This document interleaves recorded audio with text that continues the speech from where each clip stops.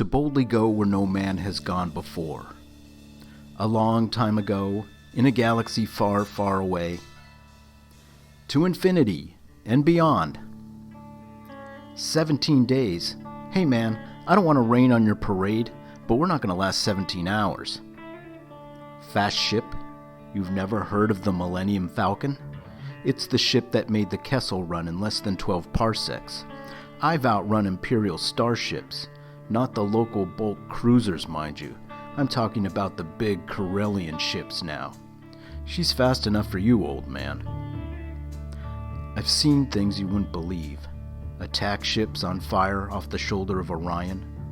I watched sea beams glitter in the dark near the Tannhauser Gate. All those moments will be lost in time, like tears in rain. This is the end, beautiful friend.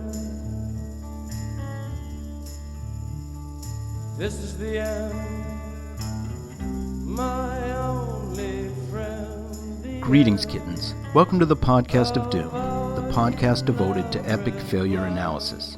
I'm your host, David Appleson.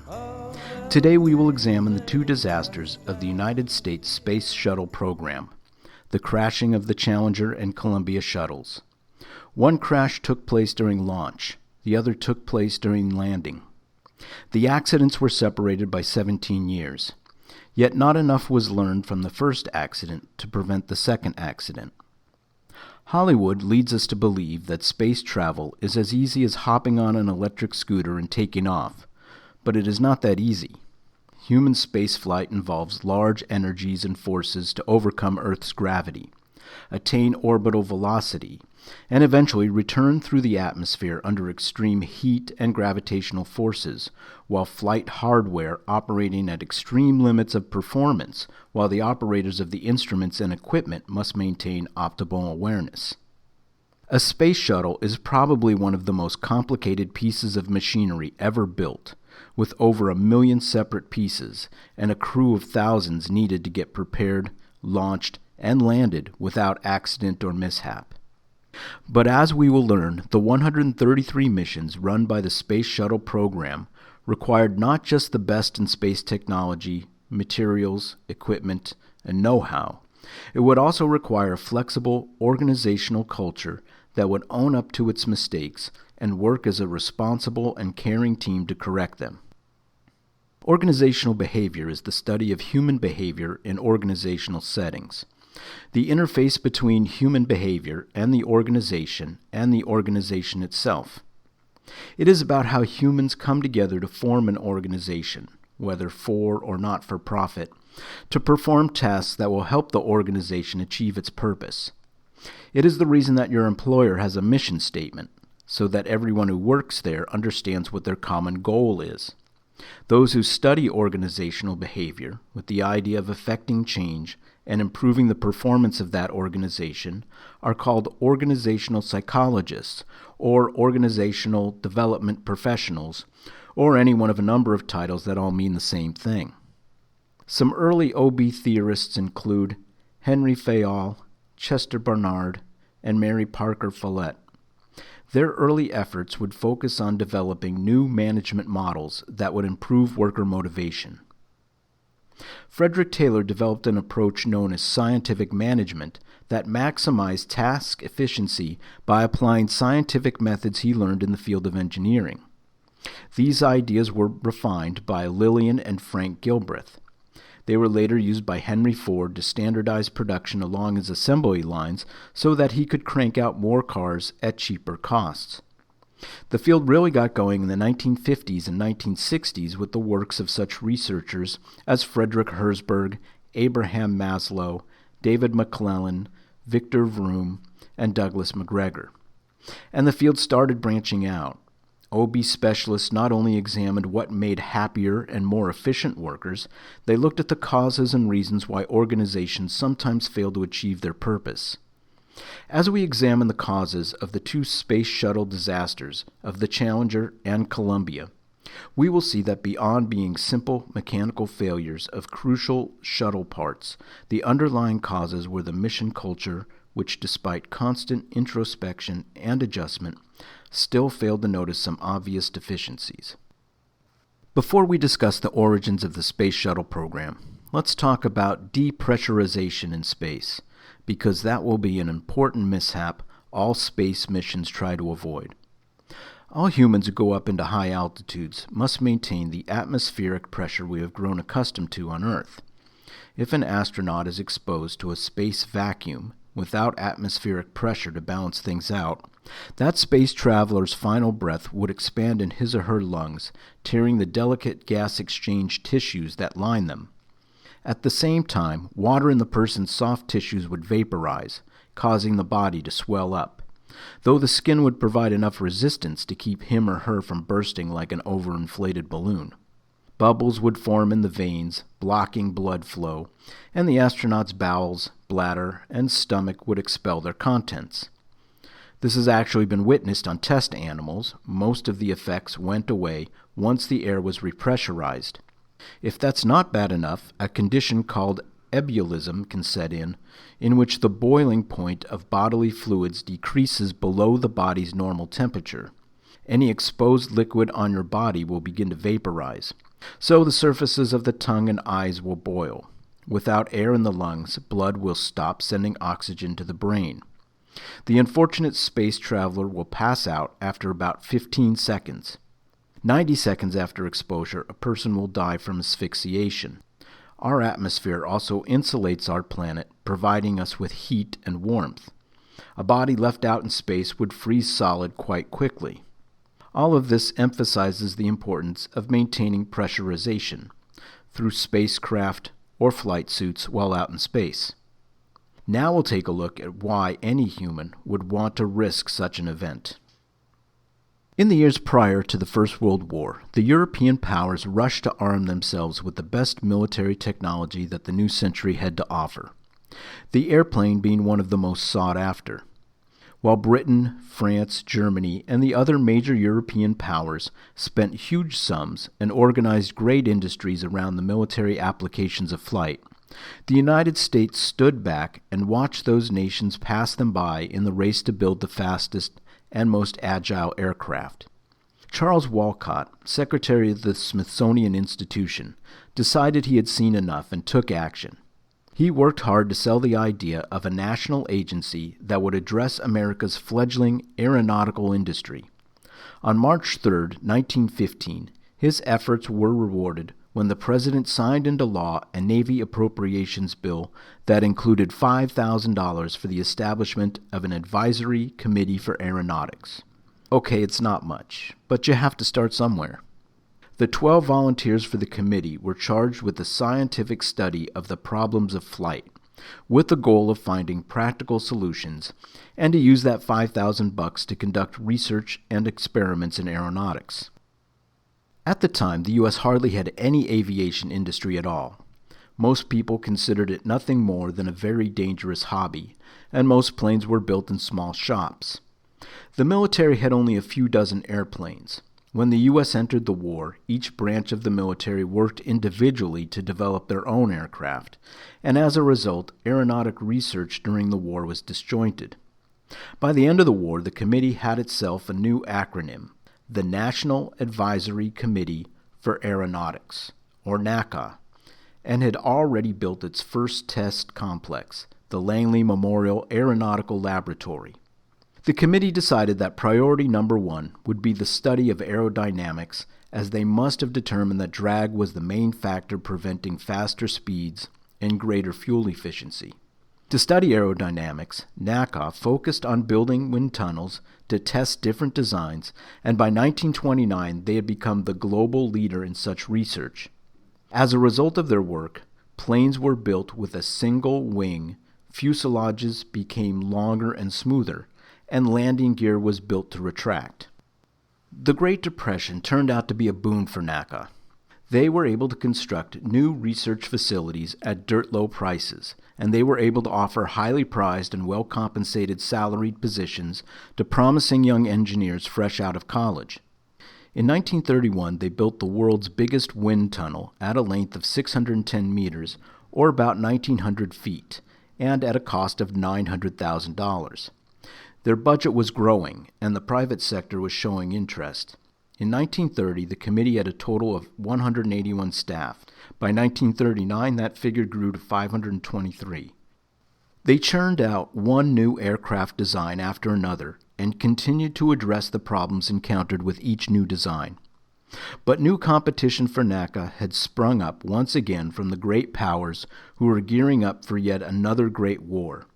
In response, the U.S. Congress authorized the construction of a second research facility at Moffett Naval Field south of San Francisco, California, to be called the Ames Aeronautical Laboratory. Ames would feature a new wind tunnel, much larger than the one built at Langley. Popular American aviator Charles Lindbergh advocated for another research center in Ohio to study jet engines and to design better engine components. The new facility would be called the Lewis Flight Propulsion Laboratory. The other facilities also saw major expansion during the war. While research continued on building aircraft that could fly faster and higher, a lot of the research effort went into fixing problems on aircraft that were already in production. During the war, NACA not only designed planes that could fly faster and higher, they addressed the problems of buffeting, or shaking, and stalls. They made possible the famous Navy fighters Corsair, Wildcat, and Hellcat, contributing to America's air superiority over Japan and Germany. By the end of the war, the number of NACA personnel rose 13-fold to 6,800 people. Technology significantly changed coming out of the war compared to going into it. These new technologies included atomic energy and weapons, radar, large rockets, radio telemetry, the computer, and the jet engine. The end of World War II also saw the demise of the great European powers as the world's most dominant nations. Instead, they would be replaced by the two superpowers who had gained the most at the end of the conflict, the United States and the Soviet Union. These two had an adversarial relationship that produced a great deal of struggle and violence, but it also produced competition to win the battle over emerging technologies. Two new technologies from the war would merge to create a third war technology. Combining what was learned from the German V-2 rocket program, which borrowed heavily from American inventor Robert Goddard's research, with the development of the atomic bomb, both the Americans and the Soviets were able to design intercontinental ballistic missiles that could deliver nuclear warheads without endangering aircraft or aircraft crews. By 1957, the United States was spending more than $1 billion annually on ICBM research and development. NACA in the post-war years focused on building a piloted jet that could break the sound barrier. And a barrier it was, as it took several efforts to build a craft that could travel faster than the speed of sound. The Air Force beat them to the punch when pilot Chuck Yeager flew the X-1 past that barrier on October 14, 1947. NACA pilot Scott Crossfield reached Mach 2 speed, or twice the speed of sound, on November 20, 1953. Research continued to refine and develop ever faster aircraft. In the mid-1950s, the U.S. got its space program underway with a modest goal of launching a small satellite into orbit around the Earth. NACA announced that their first test vehicle would be launched in 1957. The Soviets also announced their own program to launch a satellite into orbit. The space race had begun. But launching an object into space required a lot more power and thrust than launching an ICBM or propelling a supersonic jet. Advances in jet engine design and miniaturization of components would be required. While the Americans were working on these issues, the Soviets successfully launched Sputnik 1 into orbit on October 4, 1957. Earth had its first artificial satellite orbiting around it. The American public was shocked. In the years following the war, it was a common perception that the United States was the world leader in space technology. Not only did the Soviets beat the Americans into space, they delivered a satellite payload 60 times heavier than what the Americans had planned. 1 month later, the Soviets launched Sputnik 2 with a 500-kilogram payload and a dog named Laika. The Americans were still working on getting a 1.4 kilogram satellite into space. On December 6th, the Americans countered the Soviet effort by attempting to launch this device into space. It failed as the rocket reached a height of just 1 meter before shuddering and collapsing in flames on the launch platform. It wouldn't be until January 31st, 1958, that the U.S. would launch a satellite into space with the 14-kilogram Explorer. But for the American public, this wouldn't be enough. They exerted pressure on their representatives in Congress to develop a serious space program that could compete with that of the Soviets. Several agencies competed for the honor of hosting that program, which would have both military and civilian applications. But as popular opinion favored peaceful applications of space technology, NACO would eventually join the competition. On July 29, 1958, President Eisenhower signed into law PL 85-568, the National Aeronautics and Space Act of 1958. NACO would change its name to NASA, the National Aeronautics and Space Administration. At the same time, and under the public radar, so to speak, the Department of Defense would fund research into military applications of any new space technology. That agency would be called the Advanced Research Projects Agency, or ARPA. You might recognize that acronym. ARPA is frequently cited as having created the first version of the Internet, highlighting how intertwined private enterprise and military research actually are.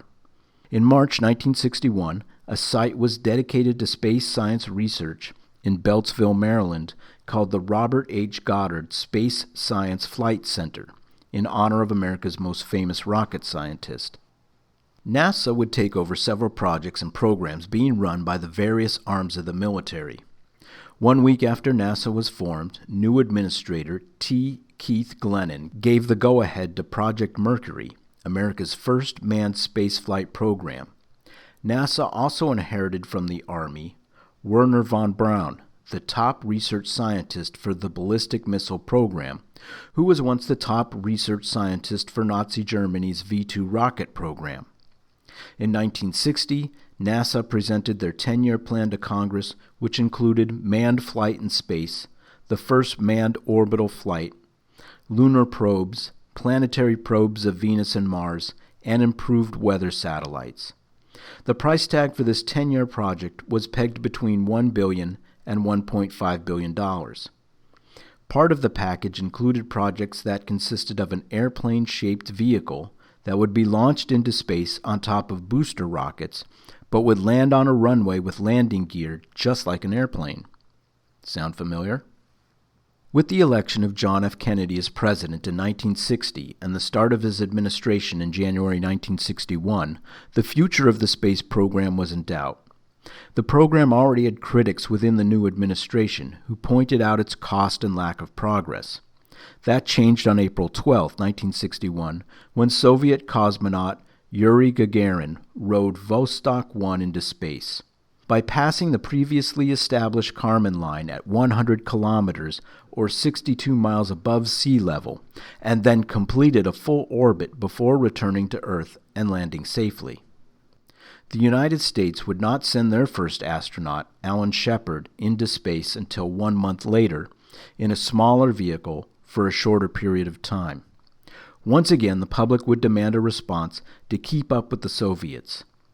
Kennedy gathered with two of his most senior advisors, Vice President Lyndon Johnson and Defense Secretary Robert McNamara. The 10-year plan included a goal of sending a manned craft into orbit around the moon. Was that sufficient to one-up the Soviets? They concluded it wasn't, and that the U.S. would need to go a step further and actually land a man on the moon. In this regard, the U.S. felt it had the resources to beat the Soviets. On May 25th, in front of a joint session of Congress, Kennedy proposed that the United States land a man on the moon and then safely bring him back to Earth by the end of the decade. Congress and the public agreed to funding such a program with virtually no dissent. NASA was handed a blank check to get the job done.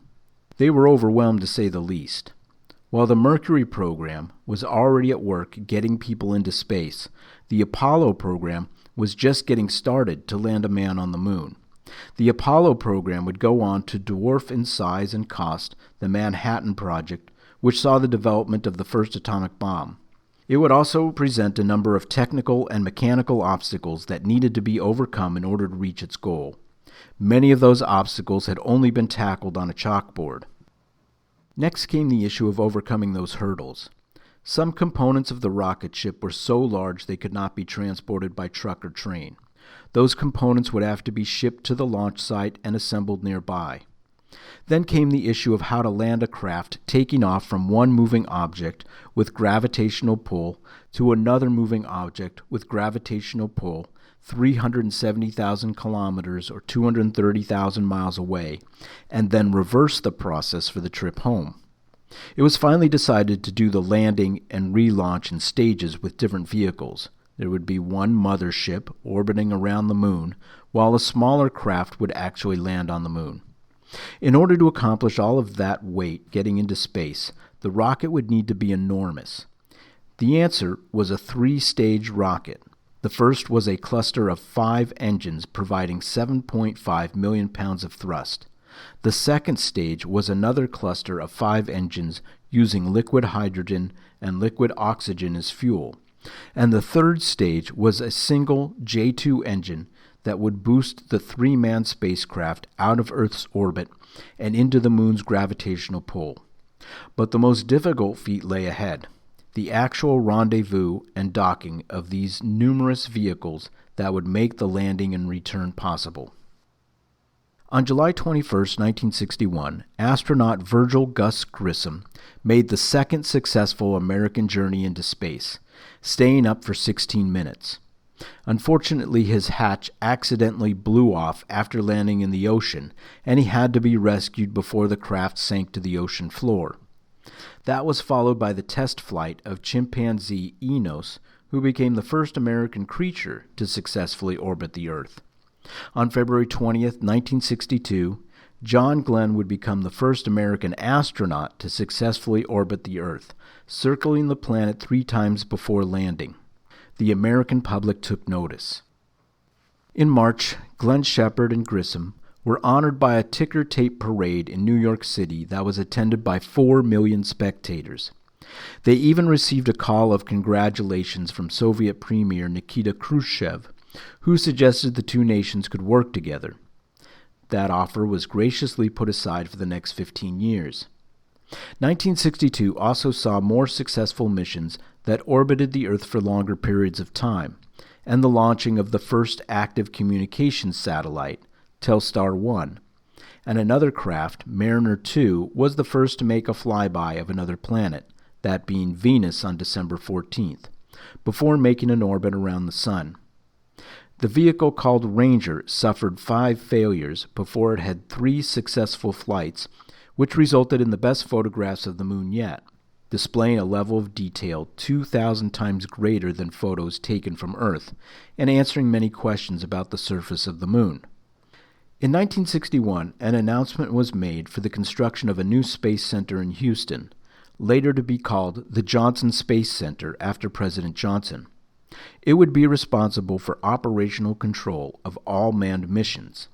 That explains why the distress call sent out by Apollo 13 wasn't "Cape Canaveral, we have a problem." By 1964, NASA would employ over 35,000 people and have an annual operating budget over $5 billion. It was growing so big it began to impede the development of other high-tech industries. In between the Mercury and Apollo project was the Gemini program, designed to test all the steps necessary to actually landing a man on the moon. The first 2 Gemini flights were unmanned and designed to test equipment, particularly the docking equipment. Gemini 3 in 1965 was the first U.S. crew to go into space, with Gus Grissom and John Young as the astronauts. Gemini 4 featured the first spacewalk.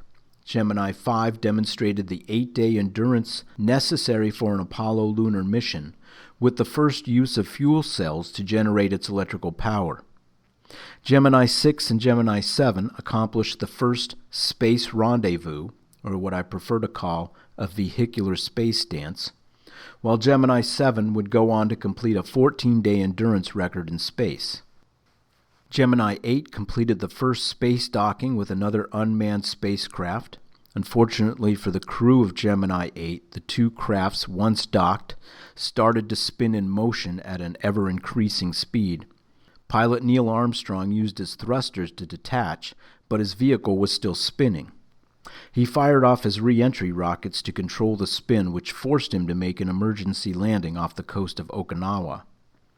The program ended with Gemini 12, launched on November 11, 1966, which docked with the craft Aegina. Buzz Aldrin spent 5 hours and 30 minutes outside his vehicle, the longest such spacewalk to that time.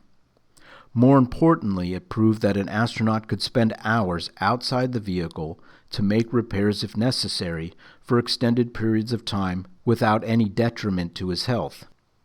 Meanwhile, the early part of the Apollo program focused on the goal of putting increasingly larger payloads into space. The 88-foot-high Little Joe rocket was designed to carry a launch escape system in case the crew needed to bail out. The launching of the unmanned 188-foot-high Saturn I rocket took place in 1964 and demonstrated the successful use of the clustered 5-engine concept, as well as the guidance system. Saturn 1B was 224 feet high and carried an 18,000-kilogram payload, while the giant Saturn V was 360 feet high, able to carry a 47,000-kilogram payload, enough to include the CSM, or Command and Service Module mothership, and LM, Lunar Module, or landing craft, by using 3 stages of rockets, which could generate more than 7.5 million pounds of thrust. By the end of 1966, the Saturn rocket was grade ready for a manned mission to the moon by NASA. On January 27, 1967, the Apollo 1 mission was ready for its first launch with a crew. But before the countdown started, the ground crews noticed a flash fire break through the shell and envelope the entire spacecraft. It would take 5 minutes to get the hatch open from outside the rocket. In that time, crew members Gus Grissom, Edward White, and Roger Chaffee died of asphyxiation as the flames consumed their oxygen supply. It was later determined that an electrical short in the wiring ignited the oxygen gas, causing the explosion. The Apollo mission would be grounded until safer ways were found to insulate the wiring, and a quicker hatch release was designed. The Apollo program would continue as everyone, especially the astronauts, had been warned about the dangers inherent in sending people to the moon. While manned flights had been canceled, unmanned craft were able to land on the surface of the moon and send back photos of the moon's surface. The Surveyor and Orbiter crafts gave people their first look at the moon with images taken at the surface. Out of respect for the members of the Apollo 1 mission, the new sequencing of missions would pick up with Apollo 4, which was an unmanned mission that tested the command module's heat shield's ability to withstand a faster than usual re-entry landing. That shield passed all of its tests. Apollo 5 tested the rocket engines on the lunar module. Apollo 6 conducted a number of safety tests. It also gave the mission controllers an unexpected challenge when 3 of the engines were damaged, and they found a way to bring the craft back with the 2 remaining engines. Happy with the results, NASA declared they were ready to return to manned missions. Apollo 7 launched on October 11, 1968, with a 3-man crew. They completed an 11-day orbital flight around the Earth while conducting tests on the command module. The pace of launches was picking up as the end of the decade was approaching, and NASA was eager to get a man on the moon by the timeline established by the late President Kennedy. Also, they were still racing the Soviets, who were making progress on their own moon mission. Thus, some of the NASA missions were scrubbed for being unnecessary or redundant. The timetable would be pushed forward. Apollo 8 was launched in December 1968. The crew of Jim Lovell, Frank Borman, and William Anders were able to make 20 orbits around the moon while transmitting television pictures of the lunar surface back to Earth on Christmas Eve. The Soviets were still sending tortoises and mealworms around the moon. In March of 1969, Apollo 9 was launched. The command and lunar modules were detached. turned around, and reattached. The rendezvous and docking procedure was a success. Apollo 10 launched in May, was basically a dry run of the real thing. The crew, not the same crew that would land on the moon by the way, performed the entire moon landing mission minus actually landing on the moon. They did, however, take the landing module to within 50,000 feet of the moon's surface.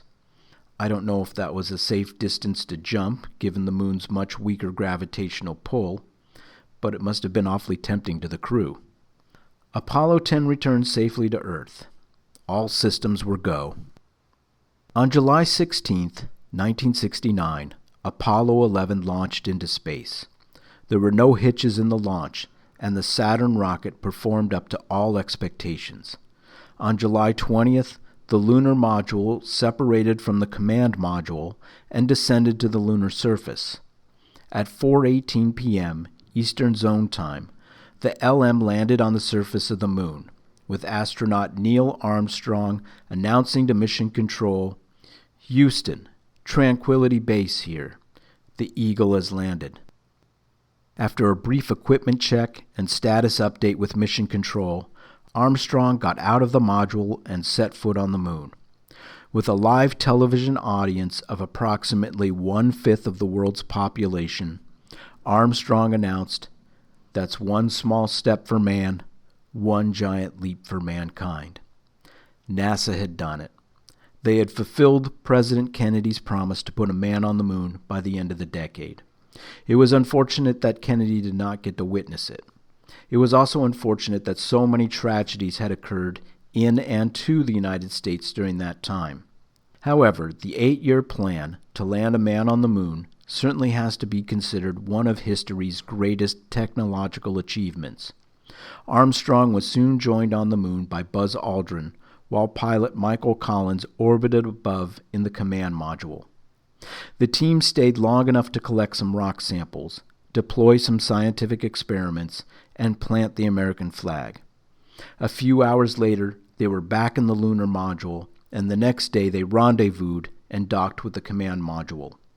On July 24th, the capsule, the final component of the rocket, safely splashed down in the Pacific Ocean. The entire world celebrated their accomplishment. But with the celebration comes the hangover that follows. The Apollo program had been very expensive. It was one of the nation's most expensive projects, and it occurred at the same time as the war in Vietnam was being fought. Also very expensive. The new decade of the 1970s would bring massive budget cuts to NASA, and many new projects would have to be cut back. The next few Apollo missions would include more walks on the moon, collecting rocks and conducting experiments. The amount of time spent on the moon would grow with each lunar mission. Apollo 12 members spent more than 7 hours walking on the surface.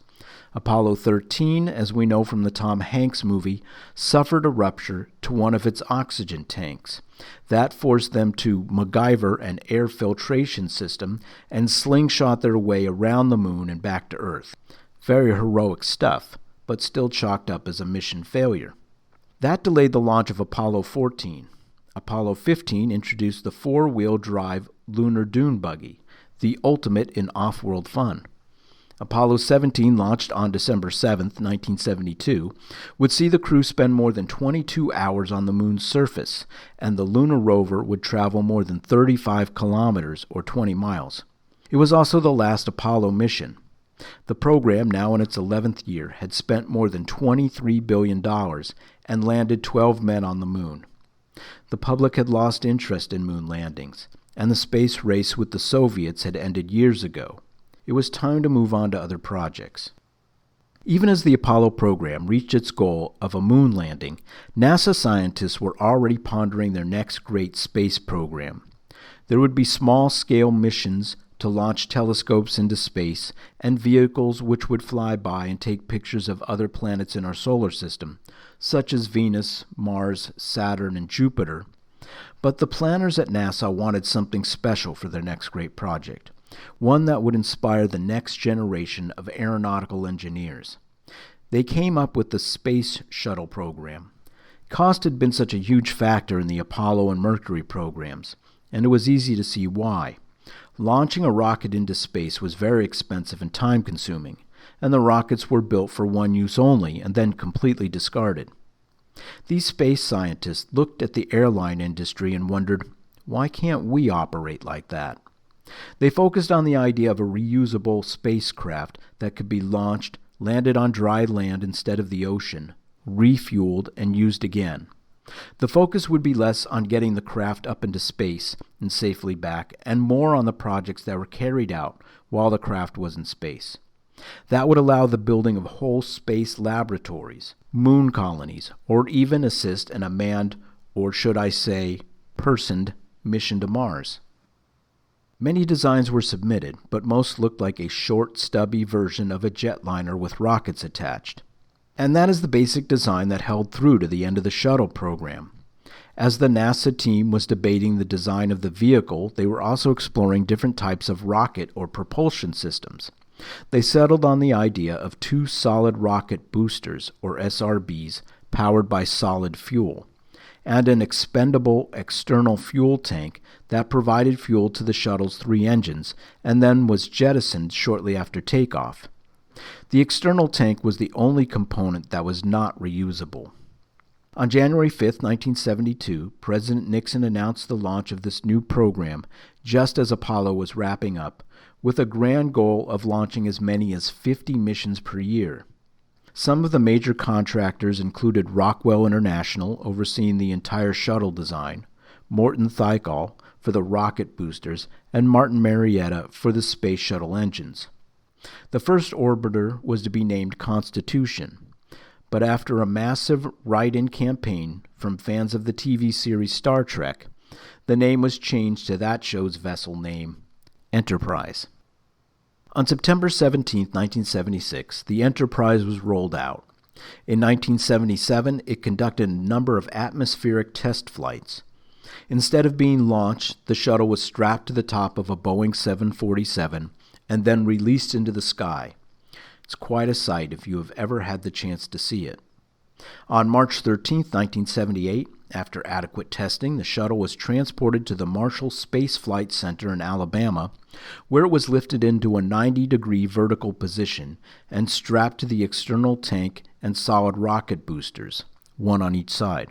More tests were conducted to make certain the craft was launch and flight-worthy. More preparations would be needed before the Enterprise was to launch the maiden voyage of the Space Shuttle program, scheduled for July 1981. However, the Enterprise's fate would not be so glorious. While these tests were going on, the second shuttle, the Challenger, was constructed incorporating design changes made as a result of those tests, and it was determined that it was impractical to incorporate the design changes into Enterprise. The Enterprise would be retired before it was activated. It would be the Columbia Space Shuttle that would be the first to launch. Originally scheduled for liftoff in 1979, that was pushed back when problems were encountered with the Space Shuttle's main engines and its thermal protection system, the barrier that protects the spacecraft from the searing heat of re-entry. In March of 1981, 2 or possibly 3 workers were asphyxiated while working in the Columbia's nitrogen-purged aft engine compartment. Columbia would finally launch on April 12, 1981, a date which also happened to be the 20th anniversary of Yuri Gagarin's flight into space. Coincidence? I think not. STS-1, as it was called, Space Transportation System Flight 1, saw John Young and Robert Crippen, as commander and pilot respectively, take the Columbia around the Earth 36 times before landing in a dry lake bed at Edwards Air Force Base in California. The shuttle's first flight was deemed a success. That was shortly followed in November by STS-2, which saw the Columbia get to test out its robotic arm for the first time. The Columbia would account for the program's first 5 missions. STS-6 would see the Challenger launch for the first time in April 1983. That mission included the first extravehicular activity of a crew member venturing outside the shuttle while it was in space. In August 1984, the Discovery would become the 3rd shuttle to be launched into space as construction continued on more shuttles. On October 3, 1985, Atlantis would become the 4th operational shuttle. By January of 1986, the Space Shuttle program had completed 24 successful missions, deploying satellites, conducting scientific experiments, repairing broken satellites, and setting records for a number of firsts. First African American in space, first woman in space, first member of royalty in space. Sorry, Britain, Saudi Arabia takes that honor. And first politician into space. And you're probably thinking of a politician you'd like to send into space right now. The success of the Space Shuttle program, though, would be hampered by costs. Although the concept of a reusable spacecraft was originally conceived to save money, the number of personnel needed to maintain the continuous launches ballooned. For example, it takes 670,000 man-hours to place the 31,000 heat tiles on the Columbia to protect it during re-entry. Shuttle maintenance would take up a huge part of NASA's budget. The program's startup costs were $10 billion, but its annual operational budget was $2 billion. The only way the space agency could keep the shuttle program afloat was to sign a deal with the military. In this case, the agreement was with the U.S. Air Force. The shuttle would deploy their satellites into space, and the Air Force would help defray the costs of the shuttle program. But in order to make this deal profitable, NASA would need to maintain a hectic schedule. They would need to launch 30 flights a year. Any delays would affect NASA's fiscal bottom line and threaten the entire program. So NASA continued to launch its small fleet of shuttles over and over again in quick succession. But the first few years would find them behind schedule and coping with a severely restricted budget that the Federal Office of Management and Budget had cut back considerably in an effort to keep the shuttle program costs from spiraling out of control. Space Shuttle Mission 25, or STS-51L as NASA referred to it, started out pretty much the same as the previous launches, except for the unusual sub-freezing cold snap that had hit Florida that winter and the number of delayed launchings the mission had encountered. That, however, was becoming more the norm than the aberration. 51L was scheduled to be the first launch of 1986, but that was changed when the previous mission, 61C, the Columbia craft, was forced to delay several times from its planned December launch to its actual launch on January 12th. NASA did not have the capacity to launch two shuttles into space at the same time, so 51L would just have to wait. In turn, 51L would see a number of delays of its own. The mission was originally planned for January 22nd, then the 23rd, the 25th, the 26th, and then there were problems with the hatch on the 27th, and finally to January 28th. A day that saw overnight temperatures plunge into the 20s Fahrenheit. A cleaning of the launch pad left it covered in ice. The shuttle had never been launched at a temperature less than 53 degrees Fahrenheit, more than 20 degrees above freezing. This would be a major concern. The Challenger would have a 7-member crew, what was now considered a typical crew size. Space shuttle cabins were much more spacious than the cramped quarters of the tiny capsules of the Apollo program. The commander of the mission was Richard Scobie, the pilot Michael Smith. The mission specialists were Ellison Onizuku, Judith Resnick, and Ronald McNair. Gregory Jarvis was an aerospace engineer. Scientists were more frequently being included as part of the shuttle crews. And finally, Krista McCullough, who was a school teacher from New Hampshire, chosen as part of a nationwide search started 7 months earlier to include a grade school teacher on the mission for the first time. McCullough had gained nationwide attention for being chosen, and she and Jarvis would function as payload specialists. The crew, seen live by millions on TV as they left their residential quarters for the shuttle, was strapped in and ready for takeoff, with the launch scheduled for 11:38 that morning. At 6.6 seconds prior to launch time, or T-minus 6.6 seconds in NASA jargon, the Space Shuttle main engines, or SSMEs, were ignited and orange flames shot out of the rocket engines. At T-minus 0 seconds, the hold-down bolts that kept the rockets and shuttle from taking off were explosively released. The launch began, and the Challenger gently lifted into the sky. All systems were go, and the craft rose into the sky without incident. The shuttle's 3 engines were throttled up to 104% as per normal procedure, burning up the liquid hydrogen and liquid oxygen fuel in the large red external tank. 28 seconds after launch, the pilot throttled down to limit the velocity of the shuttle in the denser lower atmosphere, still following normal procedures. At 35 seconds, he throttled down to 65%. The Challenger then passed Mach 1, the speed of sound. At 51 seconds, the throttle was back up again to 104%. The shuttle max Q, or the maximum aerodynamic pressure on the vehicle. Around this time, the shuttle experienced some wind shear, or a strong cross breeze. At 58 seconds after launch, the first sign of trouble occurred when a plume of flame erupted from the aft attached strut on the right solid rocket booster, meaning from a joint near the bottom of the rocket where it attached to the external tank. But the flame eruption would not be easily visible to those watching. The leak was not detected by the crew of the Challenger or by Mission Control in Houston. 1 second later, the internal pressure within the right rocket dropped precipitously due to the leak. At 64 seconds, the plume of flame changed shape, indicating that the liquid hydrogen in the large external tank had begun to burn, and pressure in that tank also began to drop. The shuttle computer system pivoted the nozzles on the booster rockets in order to compensate for the unbalanced thrust caused by the leak. No one, either in the shuttle or on the ground, sensed anything dangerous about the situation. Mission Control gave the crew the okay to throttle up. "Roger, go at throttle up," responded Commander Dick Scobie. 72 seconds after launch, the right solid rocket booster separated from the aft strut where it was attached to the external tank. That was followed by a sudden lateral acceleration of the craft to the right.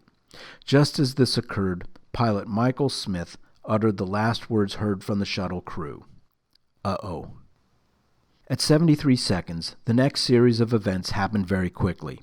The liquid hydrogen tank inside the external tank slammed into the liquid oxygen tank, also housed in the external tank. At the same time, the right solid rocket booster swiveled around and struck the external tank. That caused the external tank to suffer a complete structural failure. The liquid oxygen and liquid hydrogen tanks ruptured, mixed, and ignited, creating a giant fireball that completely enveloped the entire spacecraft, which at that point had reached an altitude of 48,000 feet. The shuttle was ripped apart. The 2 solid rocket boosters detached and continued on separate flight paths independent of the shuttle. If you are familiar with the famous photograph or video, you will recognize this from the contrails formed by those rockets. It looks like a 2-pronged fork of clouds poking out of the bright red cloud of the fireball. The 2 rockets, which were spiraling through the atmosphere uncontrolled, were then remotely destroyed by the range safety officer on the ground. The cabin of the shuttle would continue upward, peaking at 65,000 feet in altitude before returning to the Earth. All 7 crew members were killed. All of the events I described were witnessed by horrified viewers watching on live television, as well as thousands of people on the ground who came to witness the event. This was a noteworthy launch, as Krista McCullough was the first civilian to fly into space. She was also a school teacher, and that meant that school children throughout the country and the world were watching. Since the launch took place in the middle of a workday, the majority of people would not see the tragedy on live TV, but would see it afterwards on videotape. For most Americans, it would be the most violent act captured on live television since the assassination of President Kennedy 23 years earlier. President Ronald Reagan was scheduled to deliver his State of the Union address to the nation that night. He postponed that address and instead made a different national speech. 3 days later, the president and members of his family attended a memorial service at the Johnson Space Center for the lost crew members. The memorial was also attended by 6,000 NASA employees and 4,000 guests.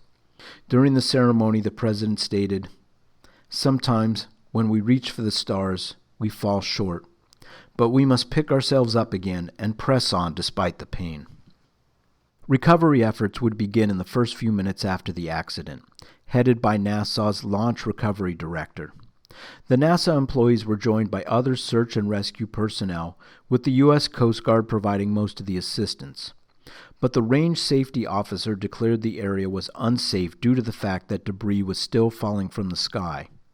It would be more than an hour before the area was declared safe for rescue efforts. The Coast Guard would later claim it was the largest search and rescue mission they ever conducted, lasting more than 10 days and covering 486 nautical miles. Once the surface of the ocean had been scoured, submarines were brought in to track debris that had fallen as far as the ocean floor. On March 9th, the United States Navy confirmed that they had found the crew compartment lying on the ocean floor. The remains of the bodies of the crew were all found and identified, with the body of Jarvis not being located until a month later and more than a kilometer away. Early in February, President Reagan created a commission headed by former Attorney General William P. Rogers to investigate the disaster. The commission was given 120 days to submit a report to the President that established the probable cause or causes of the technical failure and to make recommendations for future launches based on their findings. Known as the Rogers Commission, its members included former astronaut Neil Armstrong, USAF test pilot Chuck Yeager, astronaut Sally Ride, and physicist Richard Feynman. The Commission's findings would go way beyond technical glitches. It would expose an organizational culture at NASA and its key contractors that deprioritize safety and put program prestige at the forefront. First to testify were administrators at NASA. Their in-house investigation focused on the Wright solid rocket booster. They produced photographs taken by the many NASA video cameras positioned at the launch. Several photos showed a flame coming from the aft segment of the Wright rocket. The administrators downplayed the importance of the O-rings, which is a type of gasket that in this case joins two segments of the rocket exterior. Later investigations would show that the O-ring failure was a crucial part of the disaster. Each rocket segment was sealed with two O-rings, the second acting as a backup seal. This was crucial as any compromising of the O-rings could lead to fuel leakage. Deputy Manager Judd Lovingood even claimed there was no damage to the second O-ring and that NASA had never witnessed evidence of erosion to the second O-ring. But further questioning would focus on the performance of the O-rings in cold weather, and that the compounds used to make the O-rings tended to stiffen up in cold temperatures, thus impeding their performance. On February 9th, the New York Times ran an article on their front page about NASA receiving a warning about a problem with the O-rings that could lead to a potential disaster. In the article, an anonymous source claimed awareness of the O-ring problem went back to 1982 and that erosion of the O-rings had occurred at least 12 times in prior launches, including some damaged secondary O-rings. The article contradicted Lovingood's testimony. In response, the Rogers Commission focused their attention on the O-rings and their previous performance.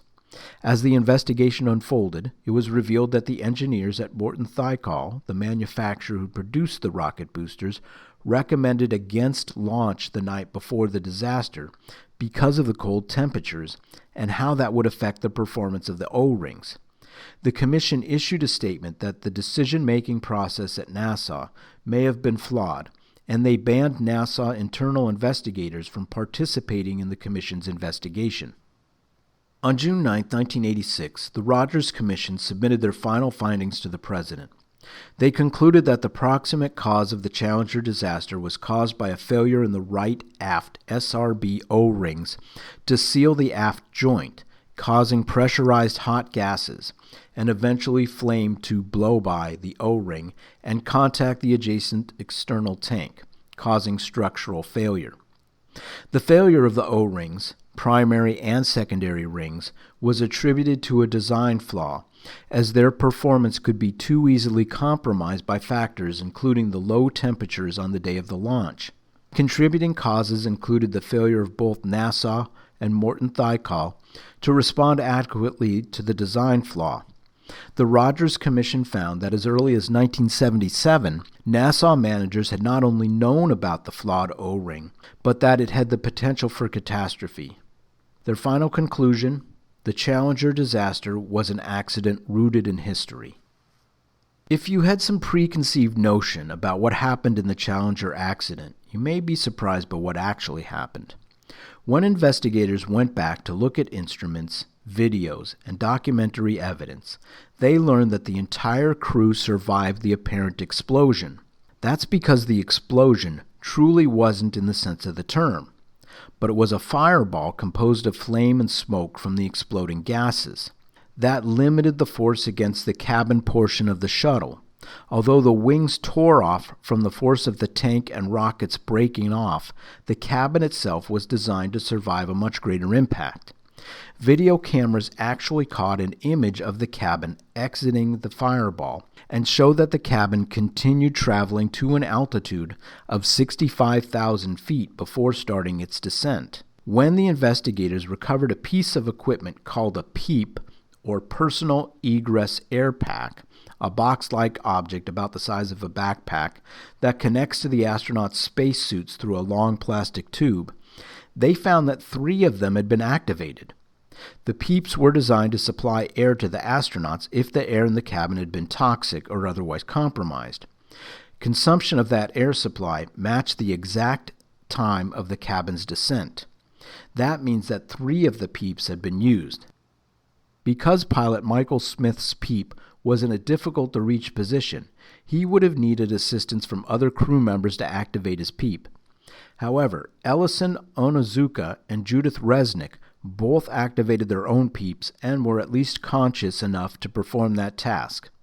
Investigators believe that all 7 crew members were alive during the entire descent, although it is not possible to determine if they were conscious the entire time. The descent lasted for 2 minutes and 45 seconds. The cabin hit the Atlantic Ocean at 200 miles per hour or 321 kilometers per hour, with no chance of the crew surviving that impact. All communications had been cut off, so we will never know what exactly happened during those 2 minutes and 45 seconds. The investigators also discovered that the temperatures were so cold on the morning of the launch that the O-rings had reached a state called the glass transition temperature, meaning the O-rings had lost their elasticity, or basically their usefulness as gaskets. The heat from the pressurized gases vaporized portions of the O-rings, and it was only the burnt aluminum oxides or charred remains of the O-rings that kept the gaps temporarily sealed during liftoff. Had this burnt layer not been there, the shuttle accident would have occurred on the launch pad. I could not find any research about how that scenario would have affected the fate of the crew, but I'm sure it could have potentially put the lives of ground personnel in danger. One of the commission's members was theoretical physicist Richard Feynman. Feynman, who was then seriously ill with cancer, had been reluctant to undertake the job. Before going to Washington, Feynman conducted his own investigation. He became suspicious about the O-rings. O-rings show scorching in Clovis check. Once a small hole burns through, generates a large hole very fast. Few seconds catastrophic failure, he scribbled in his notes. At the start of the investigation, fellow members Dr. Sally Ride and General Donald J. Kutina told Feynman that the O-rings had not been tested at temperatures below 10 Celsius or 50 Fahrenheit. During a televised hearing, Feynman demonstrated how the O-rings became less resilient and subject to seal failures at ice-cold temperatures by immersing a sample of the material in a glass of ice water. While other members of the commission met with NASA and the contractor's top management, Feynman sought out the engineers and technicians for the answers. He was critical of flaws in NASA's safety culture, so much so that he threatened to remove his name from the report unless it included his personal observations on the reliability of the shuttle, which appeared as Appendix F. In the appendix, he argued that the estimates of reliability offered by NASA management were wildly unrealistic, differing as much as 1,000-fold from the estimates of working engineers. For a successful technology, he concluded, reality must take precedence over public relations, for nature cannot be fooled. The U.S. House Committee on Science and Technology also conducted hearings, and on October 29, 1986, released its own report on the Challenger accident. The committee reviewed the findings of the Rogers Commission as part of its investigation, and agreed with the Rogers Commission as to the technical causes of the accident. It differed from the committee in its assessment of the accident's contributing causes. The committee feels that the underlying problem which led to the Challenger accident was not poor communication or underlying procedures as implied by the Rogers Commission conclusion. Rather, the fundamental problem was poor technical decision-making over a period of several years by top NASA and contractor personnel who failed to act decisively to solve the increasingly serious anomalies in the solid rocket booster joints. So how is it that both the NASA management team and their counterparts at Morton Thiokol ignored all the evidence available and gave the green light to the Challenger launch? Managers at both the Marshall Space Center and contractor Morton Thiokol both knew about problems with the O-rings going back to 1977, years before the first launch when equipment tests were being conducted. But they never discussed the problem outside the reporting channels with Thiokol, a flagrant violation of NASA regulations. Time and again, the O-rings were shown to have a design problem. In particular, they were not designed to perform well in cold temperatures, which caused the rings to lose their elasticity, a crucial function in their purpose. Documented cases of O-ring impairment during launches went back to at least 1982. Internal NASA memos revealed that seal erosion had occurred 12 separate times prior to the Challenger incident, but the launches continued without any changes. During the launch of STS-51B in April 1985, one primary O-ring completely burned through, while the secondary O-ring was partially burned through. The launch had been preceded by several days of sub-freezing temperatures at night. By the time of the launch, the temperature was at 53 degrees. Evidence of this dramatic problem was revealed when the reusable rocket boosters were retrieved and were brought to the attention of senior administrators at NASA. But no action was taken in response, even though the pace of launches had been picking up. In fact, 53 degrees became the new base level temperature for a launch, even though the O-rings nearly reached a critical failure stage at that temperature. The pressure to launch was already building when Thiokol, the company that supplied the SRBs to NASA, started to feel cut off from the decision-making process of the launch requirements for the boosters. Thiokol's Bob Ebeling, manager of ignition systems, wrote an infamous help memo in October 1985, informing everyone within his capabilities of the growing concerns about low-temperature launches relating to the seals on the SRBs. We didn't think we were getting anyone's attention, and we thought by using the subject help, it would get our company's top management team to read at least the first sentence of the memo, said Ebeling. Such concerns wouldn't have been an issue if Challenger had launched within the known parameters of the boosters, but outside events would complicate matters. First, a decision not to fill the external tank with liquid oxygen and liquid hydrogen on the 26th of January came from an incorrect forecast from the weather station of bad weather. It takes several hours to fill the tanks, so these forecasts were crucial. We had been told on Saturday evening by the weather folks that we had a lot of wind and rain moving through, said Gene Thomas, the Kennedy Space Center launch director for STS-51L. We decided we would not launch on Sunday, and Sunday turned out to be a beautiful day. We missed an opportunity to launch. Monday was the next opportunity, but a screw failed to release from the crew hatch of the orbiter. A drill ordered by technicians was to be driven to the pad, but its battery was flat. 9 more batteries were sent to the pad, but all, for no determined reason, became flat by the time they arrived at the launch pad. By the time the exterior hatch was finally fixed, the wind velocity exceeded the launch commit criteria for allowable crosswinds at Kennedy. The launch was scrubbed at 12:36 p.m. Once the hatch was fixed, NASA was ready to launch in 24 hours, but there was a new problem at the weather station, with exceptionally cold temperatures forecast for Florida. When we prepared the forecast for the next day, said John Weems of the NASA weather station, we knew the winds would be decreasing, but the real concern was the very cold temperatures that were due in the area. We put together a 12-hour forecast and presented it to mission management people, presenting temperatures of 24 Fahrenheit, or -5 Celsius, at the pad for the next morning. NASA remembered that Thiokol had been concerned about low-temperature launches, and they made a call to their Utah headquarters. They wanted the rocket team to review the possible effects of the cold on the performance of the solid rocket motor. A manager came by my room and asked me if I was concerned about an 18 overnight temperature, recalled Ebeling. I said, "What? Because we're only qualified to 40 degrees. I said, "What business does anyone even have thinking about 18 degrees? We're in no man's land. We're in a big gray area." Ebeling called his O-ring task force team to assemble in his office, given the O-rings had never been tested below freezing. But now the estimated temperatures the exposed boosters would experience were some 14 degrees colder than freezing. We discussed what might happen below our 40-degree qualification temperature, and practically to a man we decided it would be catastrophic, added Ebeling. The engineers determined that the risk of the O-rings hardening and being unable to maintain a proper seal against the hot gases was too great. They advised against a launch. A call was immediately made to the NASA Marshall Space Flight Center in Alabama to raise concerns.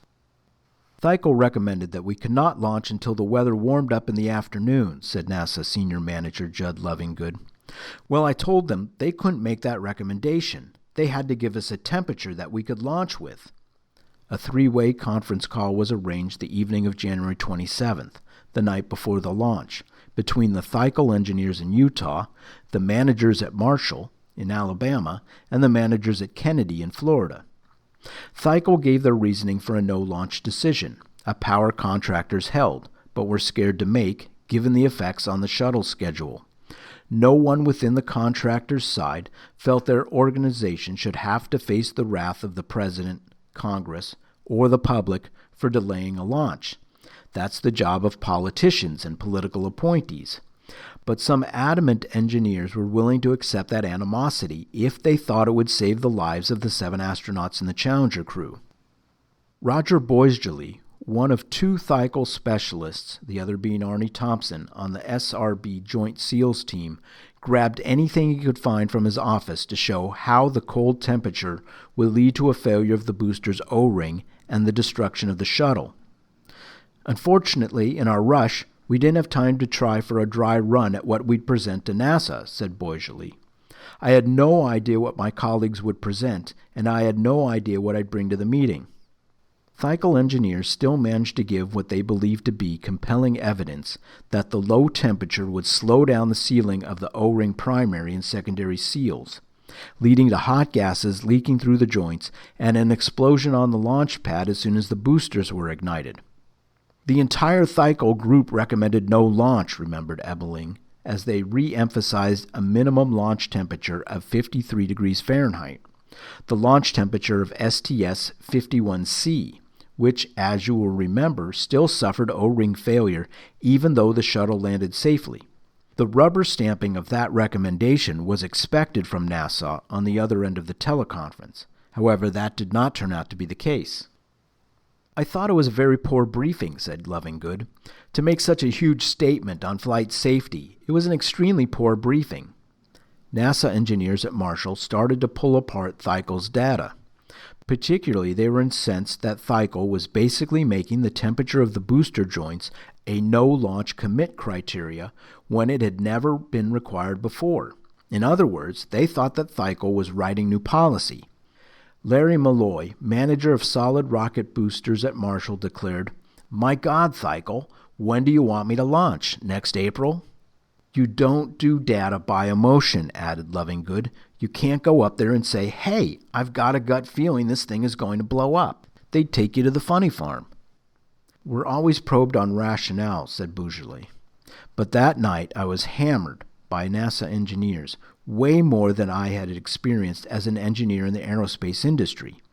"We always do that with our contractors," countered Lovingood. "What we did that night was mild compared to what we normally do."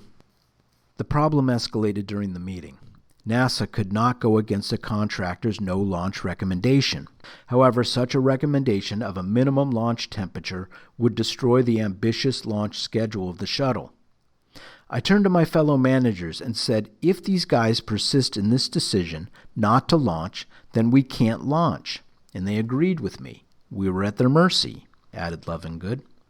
As soon as the button was pressed to mute NASA from our meeting, the manager said, "We have to make a management decision," said Bougely. It was obvious they were going to change their decision to proceed with the launch in order to accommodate their major customer. But surely the photographs I had shown them, that the more black that you see between the seals, the lower the temperature, the closer you are to a disaster. I was told that I was literally screaming at the managers to look at the photos, but they wouldn't look at them, said Bougely. The general manager of Thikel turned to his 3 senior managers and asked what they wanted to do.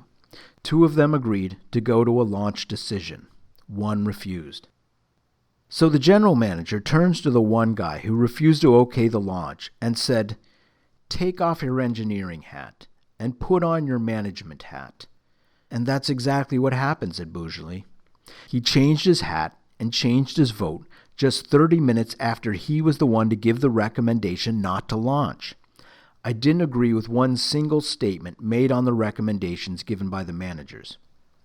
The teleconference resumed, and NASA heard that Thikel had changed their mind and gave a recommendation to launch. NASA did not ask why. "That was stupid on our part. That was dumb," said Lovingood. "We should have said, 'Give us your rationale for changing your mind.' But a guy sits in a meeting that is good for launch meeting, and he doesn't stand up in front of the train to stop it. He's go. No one stood up, so everyone was go for launch. But I remember going home and telling my wife that I sure hoped we had made the right decision, as I had misgivings about it. I went home and opened the door and didn't say a word to my wife," said Bougely. "She asked me what was wrong, and I told her, 'Oh, nothing, honey. It was a great day. We just had a meeting to go launch tomorrow and kill the astronauts. But outside of that, it was a great day.'" The next morning, thick patches of ice were cleared from the pad, and the countdown continued smoothly. "Bob Ebeling grabbed my arm and asked me to watch the launch," recalled Bougely. "At first I said no. I didn't want to see the launch. I didn't want to see the failure. He spoke with me for a while and convinced me to watch the launch. When Challenger's boosters ignited and the vehicle cleared the tower, I turned and whispered to Bob that we'd just dodged a bullet, as it was my expectation, and that of my colleagues, that it would blow up right on the pad. I made a prayer, and that prayer was a negative one," added Ebeling. "Lord, make me and all these other engineers wrong. Let it go. I thought we were home free too." But Ebeling and Bougely were correct. As soon as the boosters ignited, a plume of black smoke was leaking out of the bottom section of the SRB due to the O-ring failures. That would become evident later in the high-resolution videos taken from several angles. The only reason the shuttle didn't explode on the pad was due to charred residue inside the joint temporarily sealing the gap. As Challenger traveled through the maximum area of aerodynamic pressure, the craft was hit by the largest wind shear ever experienced by a shuttle. That broke the temporary seal created by the residue, and a flame could be seen in the videos breaching the booster's aft joint. While Challenger's computers tried desperately to counter the forces of wind shear with extreme steering commands, the flame from the damaged aft joint burned through the attachment that joined the booster to the external tank. The solid rocket booster, no longer firmly attached to the vehicle, now swiveled and crashed into the external tank, breaching the external tank and causing the liquid oxygen and liquid hydrogen to vaporize and erupt into a giant ball of flame. NASA Administrator Mike Griffin stressed an important positive surrounding the loss of Challenger, noting that their loss was anything but in vain, as the lessons learned from the failure of STS-51L would be used to improve the safety of future missions. The solid rocket booster failure that destroyed Challenger led to many hundreds of millions of dollars being spent improving the booster, making it one of the safest forms of the first stage of ascent. The Challenger crew that died because of a mistake helped make a better SRB, said Griffin during a press conference. "The SRB has the best record of any spaceflight component we use. It will be a key part of the next steps, and we got that from the Challenger crew. When I think about the crews, there's a book called Fate is the Hunter by Ernest Gann. And in that book, when you open it up, the writer has a small salute to those that didn't make it. As we learned as flawed human beings, we tried to make flight safe. The knowledge we've gained has been made through many, many losses, trying to do something very difficult. Space flight is the most complex thing we do. It is difficult. It is dangerous. We're learning to take this technology into a new arena. The losses we've sustained so far reflect the difficulty involved in inventing this new technology. It's part of a learning process. We will learn in the same way we learned how to do aviation flight. It will be difficult. In case you're wondering, NASA did investigate an ejection system to provide a way for the crew to escape in the event of a mishap during launch or landing. They encountered a number of limitations. Because the crew was located in a multi-deck environment, a seat ejection system was impractical, or at least highly unfair to those located in the lower decks.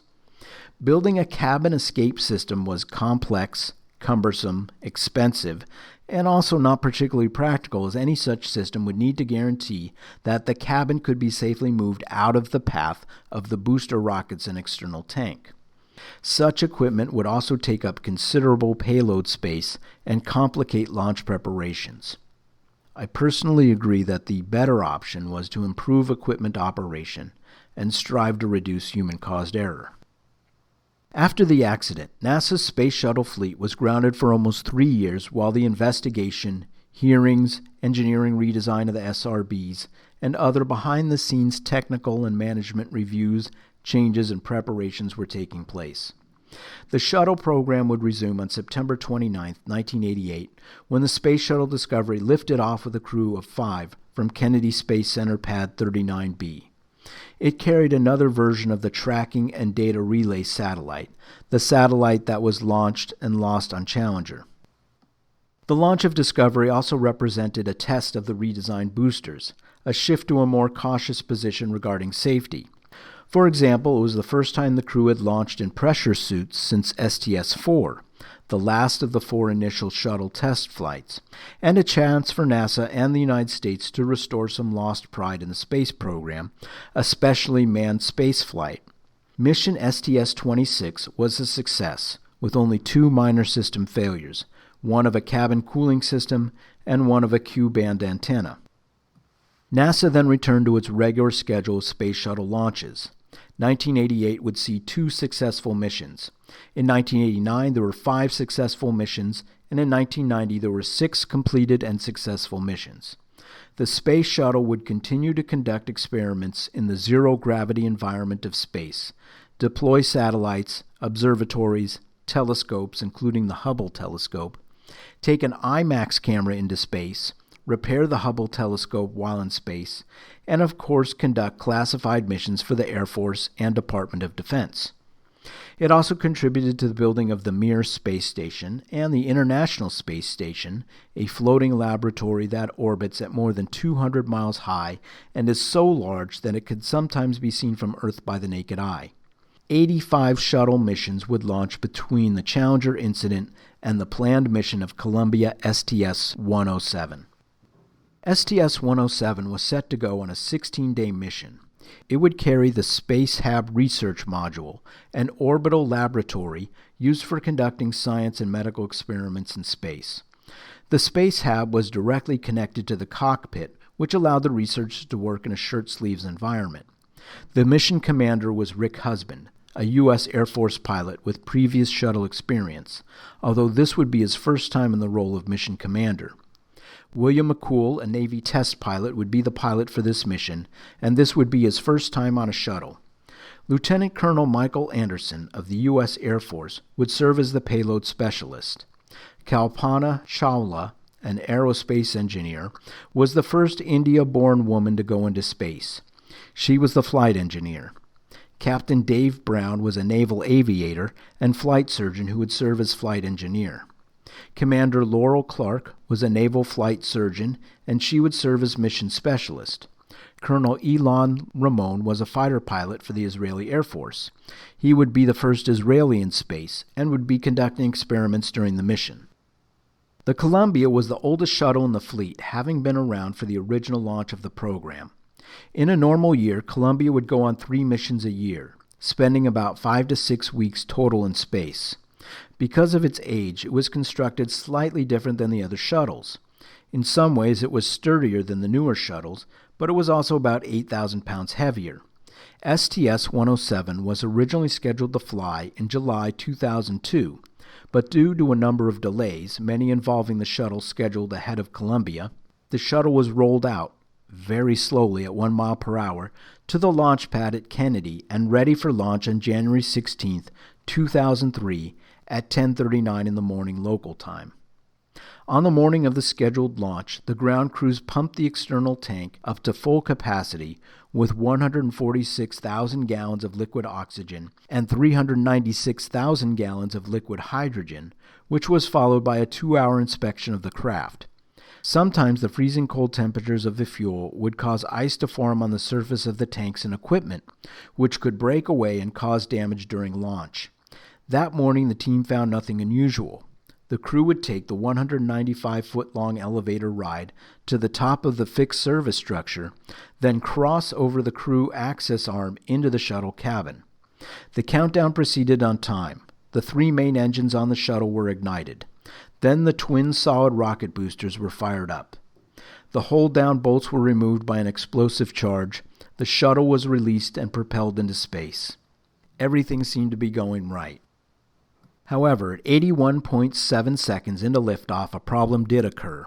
A large piece of thermal insulation foam, described as about the size of a suitcase, separated from the external tank at a point called the left bipod foam ramp.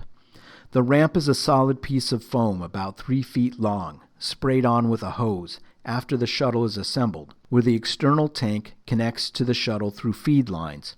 It is through these lines that the fuel is supplied to the rocket engines. The purpose of the insulation is to prevent ice from forming on the tank and its attachments due to the cold temperature of the rocket fuels.